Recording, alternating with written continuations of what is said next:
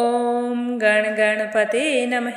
आज अपने सुनेंगे वाल्मीकि रामायण अयोध्या कांड का आगे का सरक। भगवान श्री राम का आशीर्वाद पाने के लिए इस सरक को पूरे प्रेम भाव से एकाग्रचित्त होकर सुने।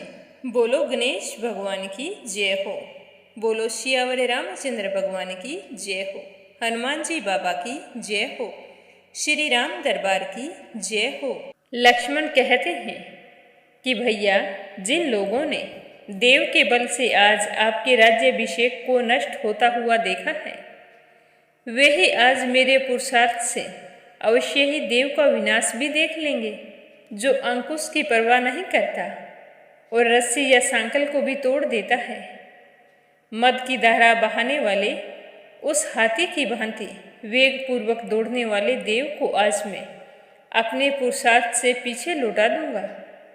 समस्त लोकपाल और तीनों लोकों के संपूर्ण प्राणी आज श्री राम के राज्याभिषेक को नहीं रोक सकते, तो फिर हमारे पिताजी की तो बात ही क्या है।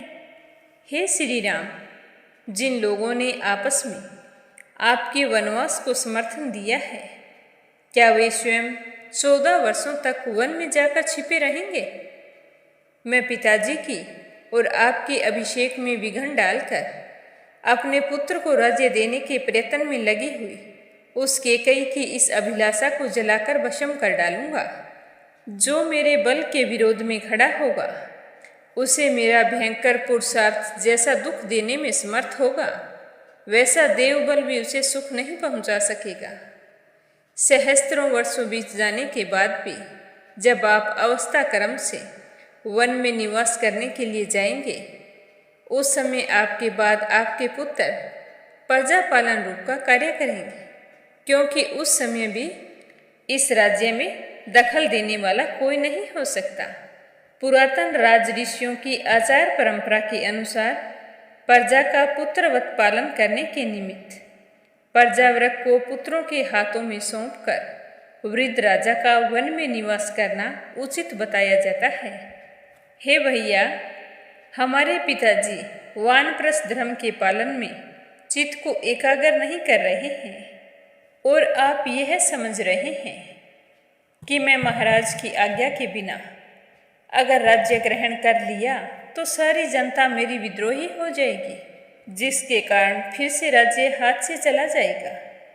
इससे तो अच्छा है कि मैं अपने ऊपर राज्य का भार ही ना लूं और राजा की आज्ञा मानकर वन में चला जाऊं, तो यह बिल्कुल गलत है। हे भाई, मैं प्रतिज्ञा करता हूँ कि जैसे तटभूमि समुद्र को रोके रखती है, उसी प्रकार मैं आपकी और आपके राज्य की रक्षा करूँगा। अगर मैं ऐसा ना करूँ तो वीर लोक का भागी ना हो। अतः हे श्री राम, जो मंगलमयी अभिषेक सामग्री इकट्ठी की है उसे होने दीजिए और आप अभिषेक के कार्य में तत्पर हो जाइए। मैं अकेला ही बलपूर्वक समस्त विरोधी भूपालों को रोक कर रखने में समर्थ हूँ। आप इस तरह से यह सब कुछ छोड़कर वन की ओर प्रस्थान मत कीजिए। हे श्री राम, आप ये मेरी दोनों भुजाएं देख रहे हैं, ये केवल शोभा के लिए नहीं है। मेरे इस धनुष का आभूषण नहीं बनने वाला, और यह तलवार केवल मैं कमर में बांधे रखने के लिए नहीं रखी है, और इन बाणों के खंभे नहीं बनाने मुझे। ये चारों वस्तुएं दुश्मनों का दमन करने के लिए है, और जिसे मैं अपना दुश्मन समझता हूँ उसे मैं कदापि जीवित नहीं रहने देता। जिस समय मैं तीखी धार वाली तलवार को हाथ में लेता हूँ तो यह बिजली की तरह चंचल प्रभा से चमक उठती है। इसके द्वारा अपने किसी भी शत्रु को, यह वज्रधारी इंद्र ही क्यों ना हो, मैं कुछ नहीं समझता हूँ। आज मैं ऐसा प्रहार करूँगा कि हाथी और घोड़े, रथ सब कुछ पिस जाएंगे, और ये धरती शीश काट काट कर ऐसी कर दूंगा कि यहाँ पर चलना फिरना मुश्किल हो जाएगा। मेरी तलवार की धार से कटकर रक्त से लथपथ हुई दुश्मन जलती हुई आग के समान जान पड़ेंगे। बिजली सहित मेघों के समान आज पृथ्वी पर गिरेंगे। अपने हाथों में गोहे के चर्म से बने हुए दस्ताने को बांधकर जब मैं हाथ में धनुष लेकर युद्ध के लिए खड़ा होऊंगा तो उस समय पुरुषों में ऐसा कोई नहीं है जो मेरे सामने टिक सके और उसे अपने पुरुष पर अभिमान हो। भैया, मैं युद्ध जरूर करूंगा। मैं बहुत से बाणों द्वारा एक को मारूंगा और एक ही बाण से बहुत सारे योद्धाओं को धराशायी करता हुआ मनुष्यों, घोड़ों और हाथियों के मरम स्थानों पर बाण मारूंगा। हे प्रभु, आज राजा दशरथ की प्रभुता को मिटाने के लिए और आपके प्रभुत्व की स्थापना करने के लिए अस्त्र बल से संपन्न मुझ लक्ष्मण का प्रभाव प्रकट होगा।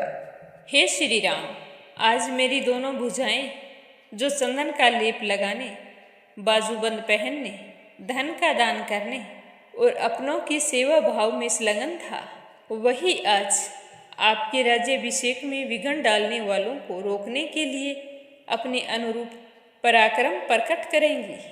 हे प्रभु, बतलाइए कि मैं आपके किस दुश्मन को अभी प्राण, यश और अपने स्वजनों से सदा के लिए अलग कर दूं, जिस उपाय से यह पृथ्वी आपके अधिकार में आ जाए और आप मुझे उसके लिए आज्ञा दीजिए। हे प्रभु, मैं आपका दास हूँ। तो रघुवंश की वृद्धि करने वाले श्री राम ने लक्ष्मण की ये बातें सुनकर उसके पास आए और लक्ष्मण के आंसू पहुँचे और बार बार सांत्वना देते हुए कहने लगे कि हे सौम्य, मैं तो माता पिता की आज्ञा को ही सब कुछ मानता हूँ और मैं अपने फैसले पर अडिग हूँ, क्योंकि यही सत्पुरुषों का मार्ग है। तुम मेरे फैसले को बदलने की कोशिश मत करो। श्री राम के दृढ़ निश्चय को देखकर लक्ष्मण चुपचाप आंसू बहाते रहे और उधर कौशल्या ने जब देखा कि राम ने पिता की आज्ञा के पालन का पूरा निश्चय कर ही लिया है, तो वे अपनी आंखों में आंसू भरे और रोंदे हुए गले से श्री राम से कहने लगी कि राम, जिसने जीवन में कभी दुख देखा ही नहीं, जो सारे प्राणियों से हमेशा मीठे वचन बोलता है, जिसका जन्म महाराज दशरथ से मेरे द्वारा हुआ है, वह मेरा धर्मात्मा पुत्र खेतों में गिरे हुए एक एक दाने को बीनकर अपना जीवन निर्वाह कैसे करेगा? जिनके भृत्य और दास भी स्वादिष्ट भोजन करते हैं, वो श्री राम वन में जाकर फल मूल का आहार कैसे करेगा? जो हमेशा से ही महाराज दशरथ के पीरे हैं, उसी श्री राम को आज वनवास दिया जा रहा है। इस बात को सुनकर कौन विश्वास करेगा और किसको भय नहीं होगा? यह सोचकर कि जब श्री राम के साथ ऐसा हो सकता है, तो हमारे साथ भी कभी भी कुछ भी हो सकता है। आज के सरक का यहीं पर समापन होता है। बोलो सियावर रामचंद्र भगवान की जय हो।